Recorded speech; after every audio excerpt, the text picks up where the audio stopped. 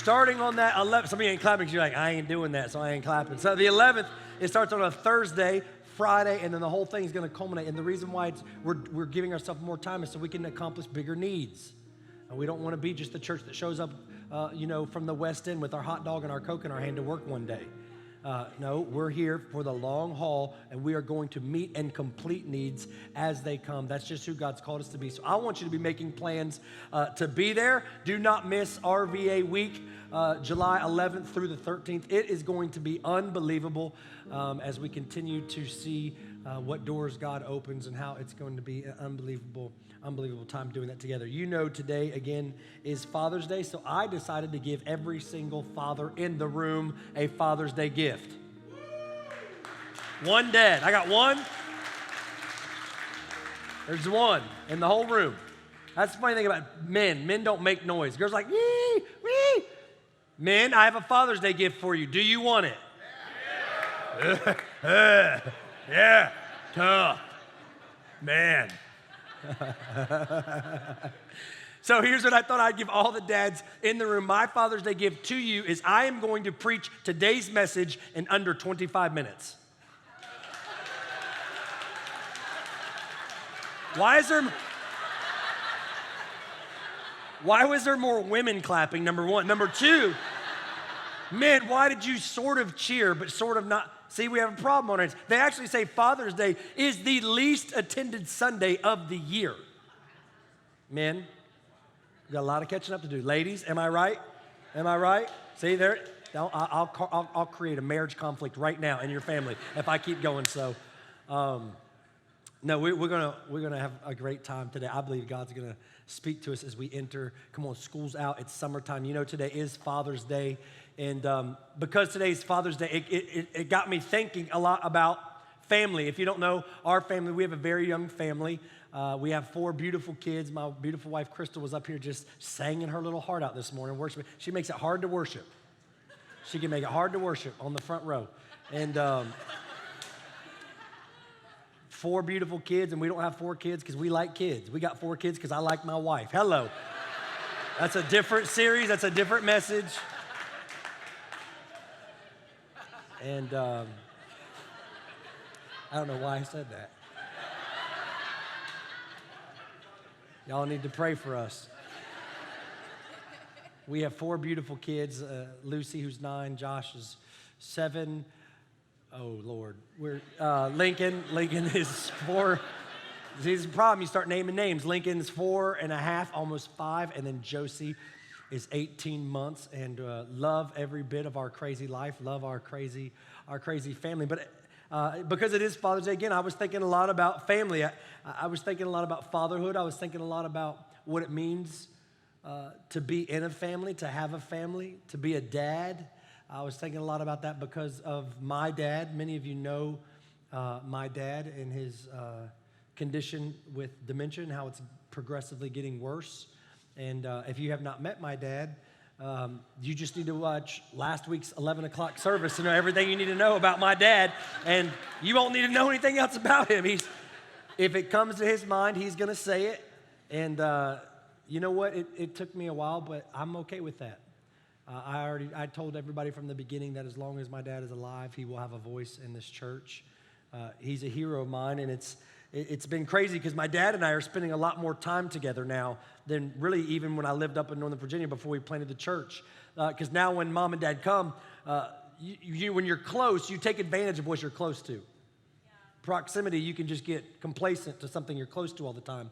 So, but now that it's special, mom and dad, they don't come anymore for 1 or 2 days. When mom and dad come, 5, 7, 8 nights, 9 days, just long swaths of time, just extending. And it's amazing, and it's been so great. Me and my dad, every single time I'm going somewhere, Dad always wants to go with me because he gets bored very easy. He gets stirred. Where are you going? I'm just going to work. I'm going with you. Got to get on. Tell the staff to get ready. Dad's coming in. I don't know what's going to happen. I don't know if we're going to get any work done today, but just get ready. Dad's coming. And going to start anywhere. He always wants to go, and it's been amazing, and I'm cherishing these times because You just don't know what the future holds, and I'm embracing every single moment. I love going to Starbucks with my dad. You got to be comfortable in your skin to walk into a public place like Starbucks with my father, with who he is now. You just have to be, and he just walks in and he'll find somebody. The first thing he'll say, not hi, nothing else. He'll walk right up to him and say, "So who are you?" I'm like, "Dad, no, you guys, hi, I'm Arlie. Tell me no. How old are you?" I mean, just right in, and then, I try to get him out as soon as possible. And normally it's only 3 or 4 people that are highly offended at him before we leave. And I'm learning to embrace that. And I actually love every single great, happy, painful moment. And I'm learning some things about my dad from the questions that he's asking me. And it's interesting to see how my dad is viewing family differently now towards the end of his life than he did when he was building his family. There are some things that are important to him that I'm learning by just the questions that he's always asking me about what do you really value and what really matters when you're 78 and have dementia and you don't know how much longer you have. All of a sudden, your questions become much more clear about what's most important. And it was funny because we're talking about family. My dad always asked me 2 questions. And the first question, a lot of the times, not the first question, I'm going to get to the first one, but I'm going to start with the second question. He always asks about you guys. Always asking about the church. "Oh, tell me about," and he'll describe you. And I'm not going to tell you what he says when he describes you, but he describes you. And I'll know who he's talking about, and we'll talk about him, and we'll laugh about it. And then the next question Dad always asks is, "Hey, tell me about the kids. Tell me about your family." My dad doesn't know all my kids' names anymore. He just knows all 4 of those are mine, which we're very grateful for. He doesn't get them confused with your kids or other kids. He just knows you're a Whitlow, come here, and you follow. And so it's great, but he's always asking me things, and it got me thinking about what I want to share this morning. Always asking questions, and very specific ones when we'll be driving in the car, looking at property, or just driving because we wanted to get out of the house for 10 minutes because it was too loud. And always say things, and I'm cherishing these moments, and I'm learning how to steward these moments when he says, "Josh, what are you doing to protect your family?" It's an interesting question. How about a question like this? How are you going to raise godly children, Josh, in this generation? How are you going to raise little Lucy and little Josh and little Lincoln and baby Josie to be teenagers that are passionately in love with Jesus Christ? And you can see the goalpost, the win line, the touchdown, the end zone for my dad has clearly moved as he's gotten older. That there are some things that are going to actually be more valuable than a 4-year education. There's going to be some things that are more valuable than how much money you make in your life. There's going to be some things that just mean more when you're at the end of your life, that you're focused on now. Is the most important thing is that these kids have a dynamic, genuine, real relationship with Jesus Christ. And I'm only bringing that up because I'm learning from my dad, and I don't know much about fatherhood. We only have 4, and they're all under 9, so the verdict's still out. And Chris and I, we've been married for 13 years. 13 years in August. I'm going to stay away from dates and names from now on.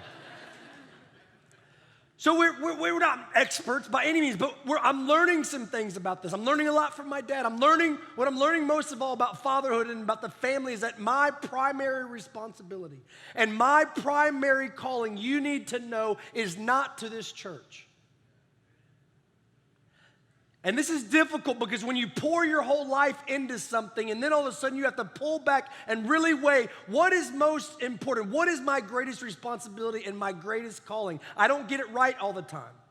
But I am here to say that I am beginning to understand that my greatest calling and my greatest responsibility is to my wife and to my 4 children first. That I've always said that I'm 4 things. And this is I know you're like, Pastor Josh, get to it. I'm a follower of Jesus first. I'm a husband to Crystal second. I'm a father to Lucy, Josh, Lincoln, and Josie third. And then number 4, I'm the pastor of this church. because nobody else can do 1, 2, and 3 for me. Only me. And I don't think it's never going to happen, and I pray to God it never happens, but literally somebody else could step in this pulpit and preach on Sundays and pastor and lead this church, but ain't nobody going to love my wife for me. There's nobody that's going to come try to raise my kids. And there's nobody that's going to read my Bible and pray to my God for me. And here's what makes this so difficult is it's hard. It's hard to have a family in this generation. It's hard for the family dynamic to work. It's not always easy, and this is what's getting me thinking about fatherhood and about our families in this generation is the reason why it's hard is because I just believe with all of my heart that the family, especially the American modern family, is only being called modern because it is under full assault and attack by the enemy. That it is, listen, the kingdom of darkness. You need to know the reason why you have relational issues is not because of that person. The reason why you have relational issues in your family is because you have an enemy that's so set on killing, stealing, and destroying your life. That the real issue is not your spouse. The real issue is you have an enemy that wants to divide and wreck and destroy the family dynamic. So families all across America in this culture are being wrecked and being destroyed. We don't know how to fight for our families. Many of us, we don't even know that we're supposed to fight. How are we going to, people ask, how are you raising your kids? A lot of, you know what question I get a lot is, how hard was it to start a church from nothing? How hard is it to start a church in your backyard? Isn't that weird? Yes, people think you're weird. What did people do when they came over? They stared at you. It was awkward. Everything you think it is times 50. Because how hard is it? It's not near as hard as raising 4 young kids and teaching them to love Jesus in this perverse generation. It doesn't even come close. The greatest responsibility that I'm feeling that we are trying to manage is that we are called to raise a godly family, to live a godly life in a godless culture and society. And how do you do that? How do you do that? How do we fight in such a way so that we can actually win in our families? I'm just telling you, I am completely sold out this Father's Day message, this season of our church. I am completely sold out to fighting and protecting for my family. I'm sold out to fighting for your family as well. I want you to be sold out to fighting and protecting your family from the plans that the enemy has for your family's future. Amen. We have to be able to fight for our families. I got it from this verse. I didn't make this up, by the way. I love the fact that the Bible talks about fighting in this way. Here's what Nehemiah chapter 4 says, verses 14. It says, hey, so the enemy's coming to kill and wreck all of your relationships and ruin your family, but guess what? Don't be afraid. Don't be afraid of them, and the only way you'll be able to not be afraid is when you remember who? The Lord. Why? Because he's great and awesome, and the all-powerful, all-knowing, all-strong, almighty God commands you, Heights Church 2, every voice say it with me, to what? Fight for your families. Hey, stop apologizing for fighting for your marriage. You don't need to apologize for not giving up on your kids. The Bible actually commands, fight for your families, for your sons and for your daughters, for your wives and for your homes. I'm just telling you, too many Christians are fit for the fun, but we're not fit for the fight. Christianity is not a playground, it is a battleground where we go to war each and every single day. And again, wave after wave of the attack, the assault of the enemy, the fight, and no Christians are fighting back. And so if the enemy has a plan for your life, and he does, the only thing I want to help you, I just want to ask you a question. Do you have a plan to fight back? Do you have a plan to fight for your kids? Do you have a plan to fight for your relationships? Do you have a plan to actually take ground and fight the enemy and keep him from fulfilling everything that he has planned for your life? So here's what I'm going to do very, very quickly. Man, I'm doing so good. We're going to get out of here. Wow, we're really going to do it. I think I'm going to do it. I didn't think I was, but we're really going to do it. Here's what I want to do. I want to help us learn how to fight. Is that okay? So I don't have anything big, and you're like, talk. No. I want to give you a summer family fight plan. A summer family fight plan. It's okay to be a Christian and fight. Just fight the right person. Come on. You just fight the right enemy. Stop fighting each other and fight the right enemy. A family fight plan this summer so you can start actually fighting back from the wave after wave of attack after attack that you weren't ever created or designed to live defeated. That we have the victory in Jesus' name, but we have to actually use our weapons, and start fighting this war, really this battle called faith. And I want to help us do that today. And I'm going to give you 4 of these. I want you to take pictures. I want you to jot them down because I really believe these things are going to help you. That if you are going to have a family fight plan, every single family, it will always start with these key ingredients. Number 1, let me give you this. Your family fight plan will always have to start with number 1. You've got to make Jesus the center of your home. I wish it was more deep. I wish it was more complicated. I wish I could confuse you more. But you just have to make the right thing at the center of your home. I can say it to you like this. Every single one of us in this room here this morning have something that's at the center of your life. What is it? What do you mean, Josh, the center? The thing that's most important. You have it. A lot of times we're unaware that we've placed something at the center of our life. The thing that's at the center is now the thing that not only has the most time, the most investment, the most energy, but now whatever you put at the center, you also need to know all the other things in your life now, just like the SUN, are now orbiting and now revolve around whatever you've placed at the center. Josh, that doesn't sound like a big deal. Why is that a problem? The reason why that's a problem for us and the reason why we're losing so many fights in this life is because unintentionally or intentionally, many of us have placed something at the center of our life that cannot support or give power or give strength to the things that are revolving around it. Because whatever you place, again, at the center is what gives strength and support to all the other things. So here's what it looks like. Some of us, we don't even know, maybe our kids are at the center of our life, of our home. Kids. 4 crazy kids under 9 run the whole thing. Just half crazy. And so because we've placed kids at the center of the home, guess what revolves around kids? Work, family, schedules, future, schools, church,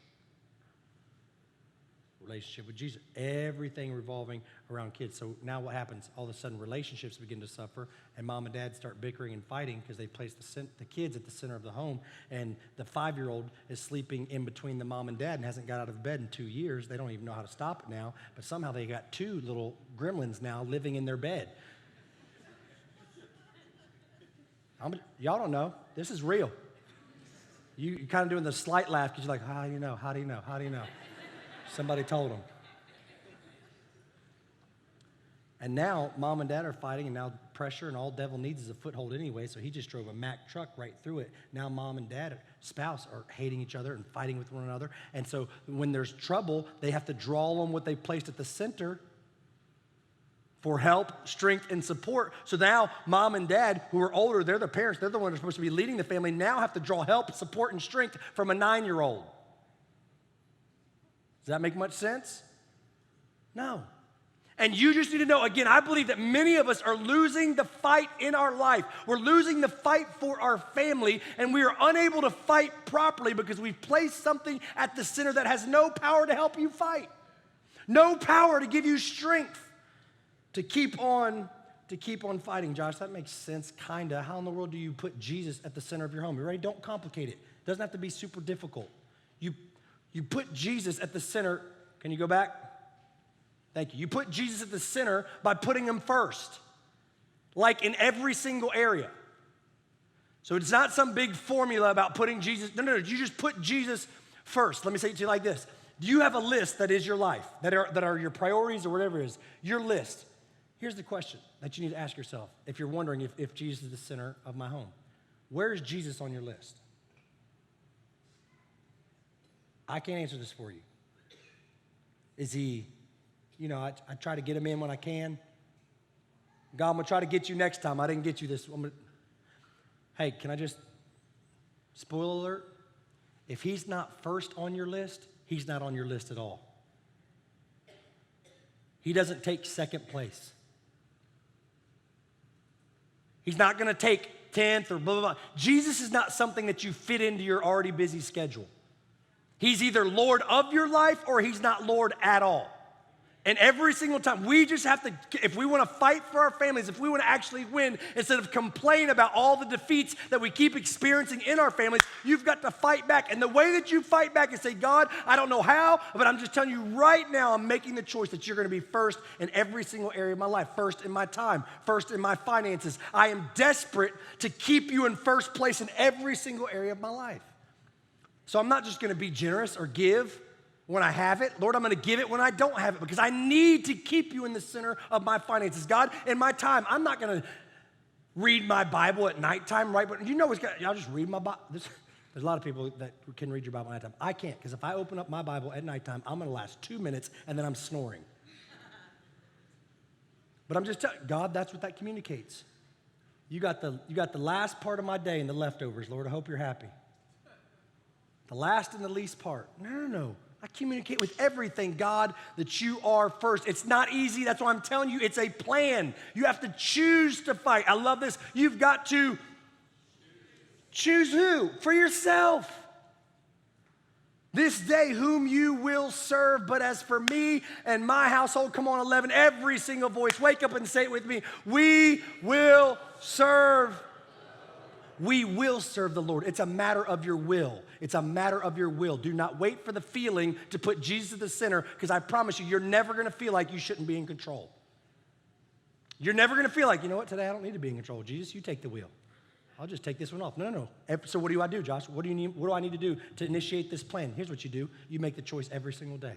You make the choice every single day, God, that I'm choosing you. Lord, I'm choosing your will, not mine. I'm choosing your kingdom, not my kingdom. I'm choosing your way, not my way. And what's happening slowly but surely in every single area of your life, you begin to put God first. I'm telling you, get him on the top of your list. He'll be in the center of your home. And when he's at the center of your home, you'll probably experience something you've been searching for your whole life. What is that?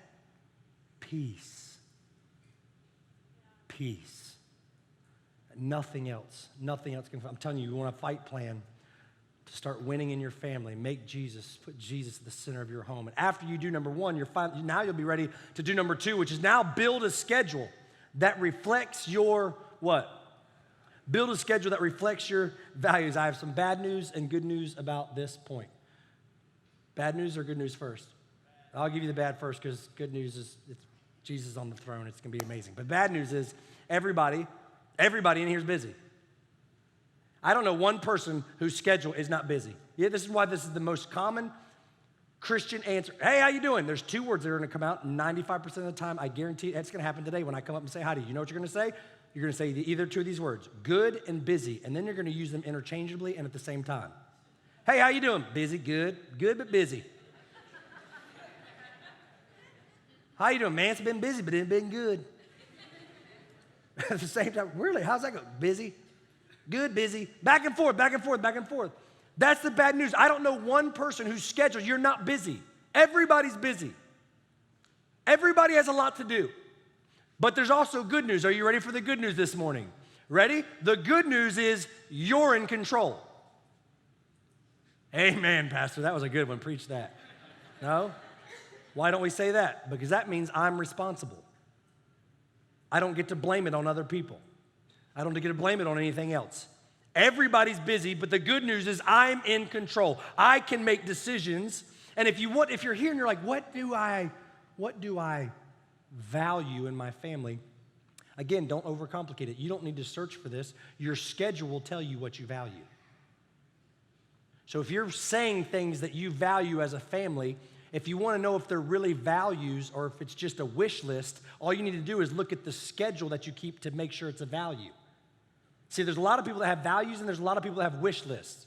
Oh, I wish our family looked like this. Oh, I wish I was more, I wish I was this. I wish we did this. I wish we looked like this. I wish we could. No.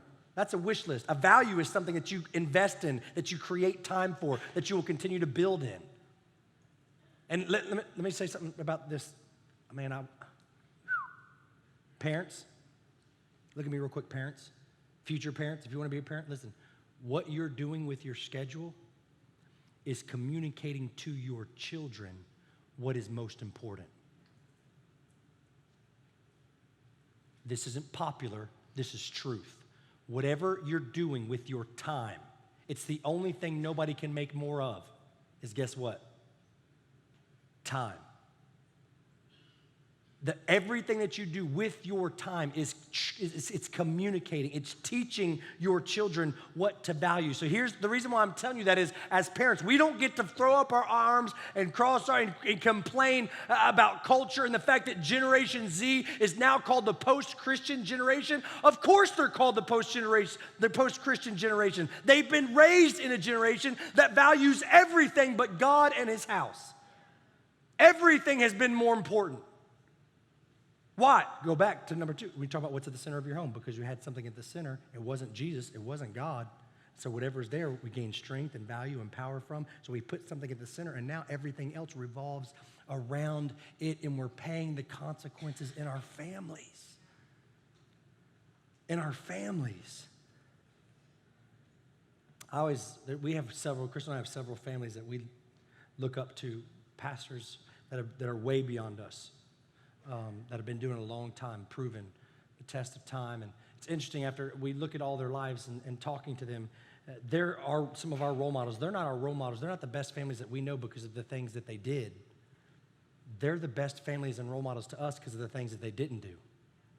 The things that they were able to say, no, I'm not doing that.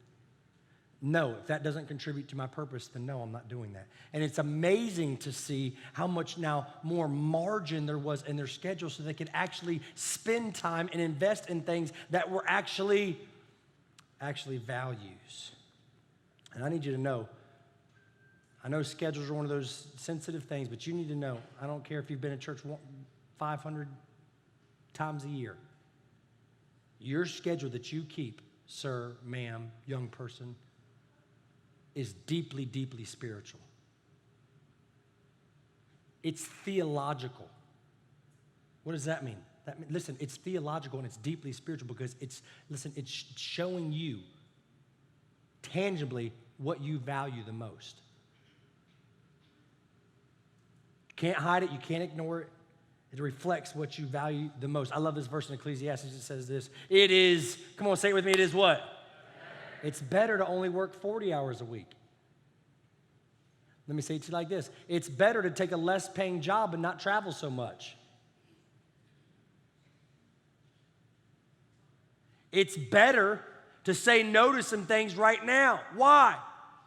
You're gonna be so much more happy if you have a little with what? I love this, with peace of mind. What everybody wants, but what no one's willing to do. Than to be busy all the time. I'm telling you, build a schedule that reflects your values. Josh, how do I do that? I don't really know how. Here's the filter, is you got to focus on what's most important. That's your step. Focus on what's most important if you want to build a schedule that reflects your values. And if everything is important, then nothing's important. You got to focus on what's most important. I can't give you what's most important for your life. I can tell you that Chris and I have created a filter for defining what's most important for us, and how that filter goes for us is, and when we're defining, are we going to do this? Is this going to get on our schedule? Are we going to give our life to this? Are we going to give our time to this in our schedule? The only way that it gets on there, the filter for us is this going to show up in heaven? Like, is this going to matter for eternity? Because I don't have time to do things, we don't have time to do things that aren't going to show up in heaven. We're on assignment. We're on a mission here. And we just don't have time. If it's not going to show up, we're not just wasting our time while we're here on this earth. Come on, I'm telling you, you got to make Jesus the center of your home if you want a fight plan that works. Build a schedule that reflects your value. And then number three, if you want to fight back, you got to start living by design and not by default. Live by design and not by default. Again, I think, too many Christians losing the fight for their family because they just don't even know why you're here. Confused our identity with occupation and purpose with occupation. Can I just tell y'all that God has a plan? You guys, we hear this so much. We're sermonized so beyond our own level of obedience. But God has a plan for your life. Do you believe that? Come on, 11, don't fall asleep on me. I'm almost done. Guys, I got 9 minutes and we're done. Do y'all believe that? God has a plan for your life? Listen to me. The plan that he has for your life is better than your plan that you have for your life.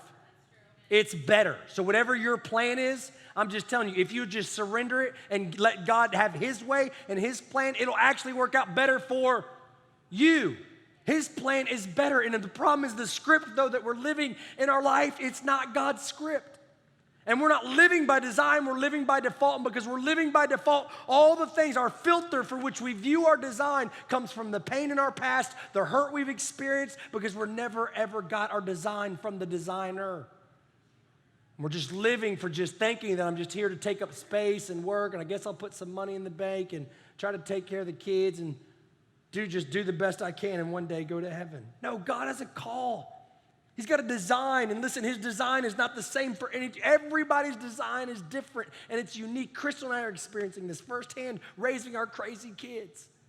It was frustrating. You think you got one kid figured out, and then you think I'm just going to boilerplate that on all the other kids. It's going to work awesome. Problem is, none of our kids are the same. None of them are the same.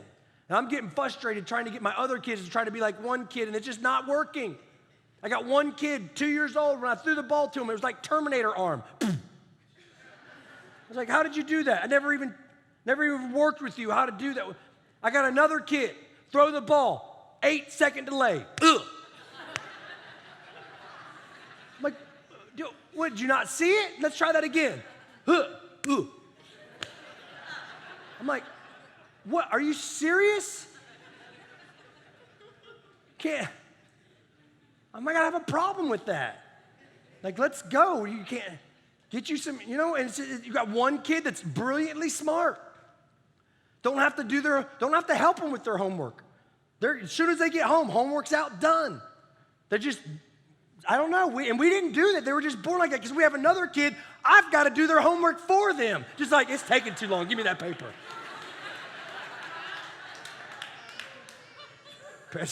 Parents, you know what I'm talking about. Get down to problem 3 and have to pull out YouTube real quick, like, wait a second. No, I know it. I'm just,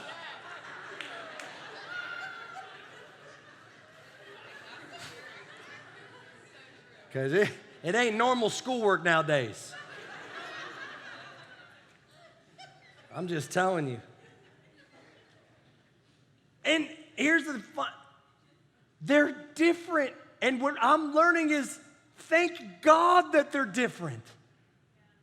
Thank God, thank you that you made them fearfully and wonderfully, and not one is like the other, and the same is in your life, that not one of you is like the other, and God has a specific design, listen, that only fits you, and all of our goal, all of our resources, everything that we are as parents is now is trying to help them discover their design so they don't fall for a counterfeit later.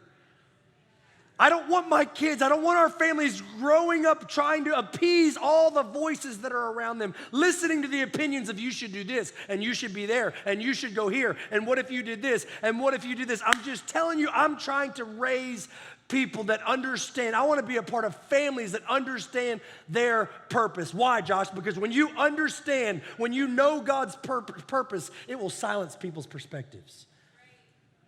All these little voices speak, oh, you should. We have a business model, so you don't have to serve. You don't have to do this. No.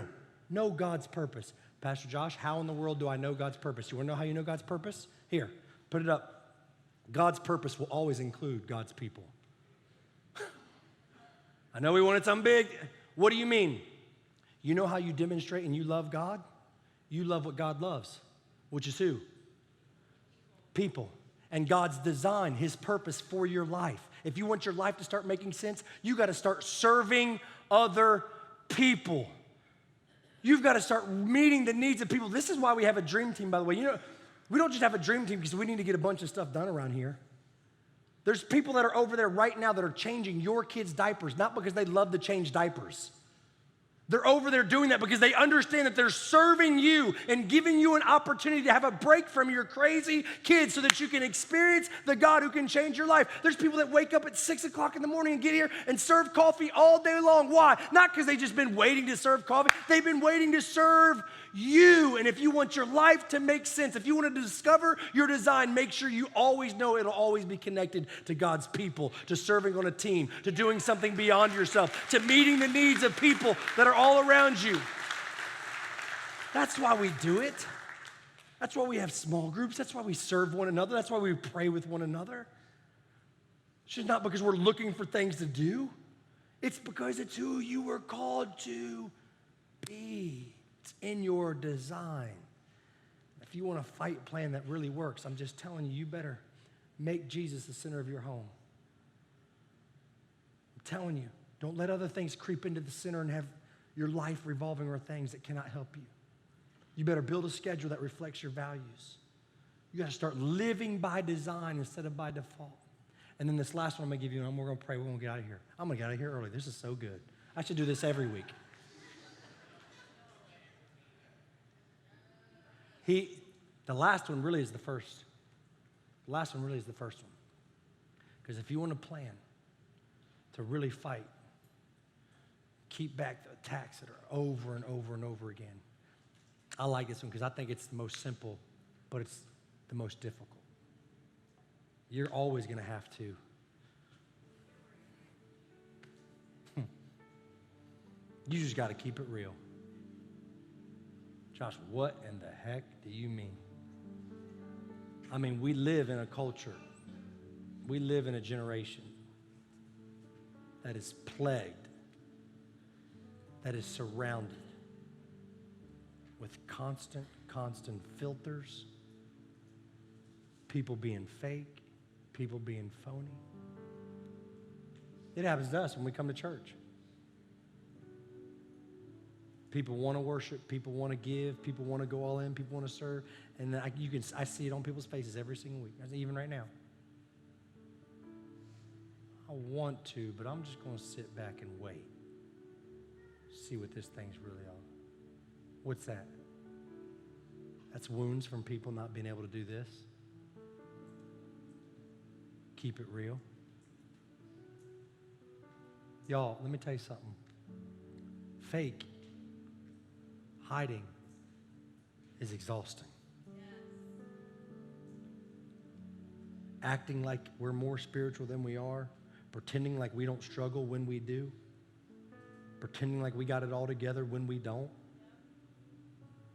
and then calling ourselves followers of Jesus.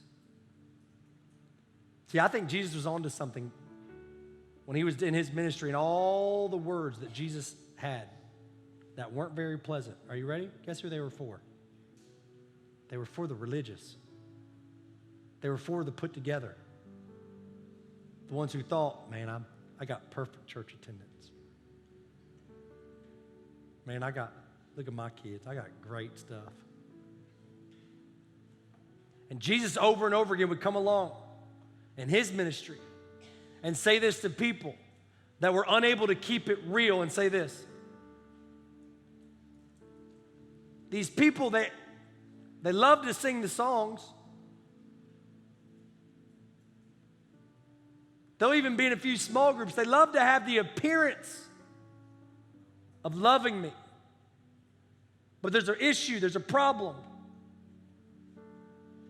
And the issue is their heart is what? In other words, what Jesus is really saying, hey, there's a group of people that call themselves religious, but what's really happening is they're just going through the motions. What's really happening and what I experienced in my own life is, man, I knew all the stories in the Bible, but I never knew the God of the Bible. And you need to understand something. If you're having a difficult time keeping this real and understanding that this has to be genuine, this has to be real, this has to be authentic. Because if it's not, and you don't know the person, then all you have is religion. All you have is a bunch of stories, listen, that are powerless to help you fight your enemy. Completely powerless. And you'll just fall in love with this idea of lip service and singing songs and know when to raise your hand and know how to encourage people, but your heart is going to be far away. And if you ever get to that place, you just need to know you're not in relationship. You are now in religion. The only problem is you need to know that Christianity is not a religion. It's a relationship. Christianity's always been about a person, the person of Jesus, not a set of rules you have to follow. And when you fall in love with Jesus, everything else take care of itself. I'm just telling you, I can preach this so passionate. I could cry. I preach this so hard because this is my story. I grew up being so close, thinking I was so close to God because I never missed church. I knew when to raise my hands. I knew when to flash a smile. I knew all 66 books of the Bible. I knew the Old Testament. I knew the New Testament. I knew the kind of order they went in. I could play every instrument on stage. I could lead worship and sing songs like "Give us clean hands, give us pure hearts." The only problem was my hands weren't clean and my heart wasn't pure. But I could never let anybody know that. I was the pastor's son. And I lived my life going through the motions of religious expression. And it wasn't until, I'll never ever forget, I can smell, it's so vivid in my mind. Ben Godwood came and he preached at this youth camp, and he was preaching, and he read this verse that completely called me out. And my life was never, ever the same. It's become a life verse to me. And I will share it to you as you talk about keeping it real, because I think if there's anything that the 21st century American church struggles with, it's authenticity. People just being able to be real. Call it like it is. I'm not okay. If I'm honest, I love religion more than I love Jesus. Because if I love religion, then I have control. And if I love Jesus, I've got to surrender control. And the verse he represents, and I'm going to show it to you, and it was Jesus. And Jesus said this in Matthew chapter 7. Not everyone who calls out to me, Lord, Lord, will enter into the kingdom of heaven. And when I read that, I had a big problem because that was so about my plan. I'm going to do as much as I can. I'm going to seem as close as I can. Everyone's going to think I got everything made. Actually, only those who do the will of my Father in heaven will enter. And on Judgment Day, this is the end, guys, you're going to see Jesus. Many will say again, Lord, Lord. He goes on, look at all the stuff that we did. In other words, there's going to be a group of people, Heights Church, and I love you too much not to tell you this, that seemed religious, that even served the poor and helped people. They had a lot of religious expression. They went to 21 days of prayer. They did a lot of stuff. Cast out demons in your name and performed many miracles. And everybody thought they were really spiritual. The only problem is when you stand in front of Jesus, Jesus is going to say, that's not what I wanted. I didn't need all those things. What I needed was you. What I wanted was you. I wanted your heart, and if I could get your heart, then we could take care of all the other stuff. So when I heard that, I was 16 years old. I must have done it 10 times since then. I mean, I ran. He didn't even give an altar call yet, and I was running down to the front. I was so broken with the realization that I had a bunch of religious expression without a personal relationship with Jesus. And it crushed me. I ran down that front and I sobbed my face off. But God, forgive me, I want this to be real. I need you in my life for me. I need a personal, tangible relationship, God, with you that changes me from the end. I remember screaming, right there. And listen, to this day, I have one goal. I want to be old, y'all. I want to live to be old and have my kids. You know what? Dad wasn't perfect. But I'm telling you right now, he was real. He loved Jesus with all of his heart, soul, mind, and strength. I want Chris to be able to say, no, my husband wasn't perfect. But he loved God and he loved our family. I want to be able to look at you guys.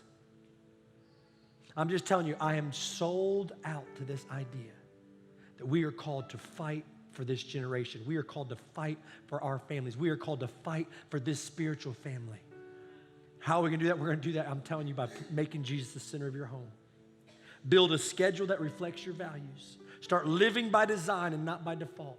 And then I'm telling you, whatever you have to do, stop following religion and you keep it real and you get into a real, genuine relationship with Jesus Christ and watch you start winning the battle in your families.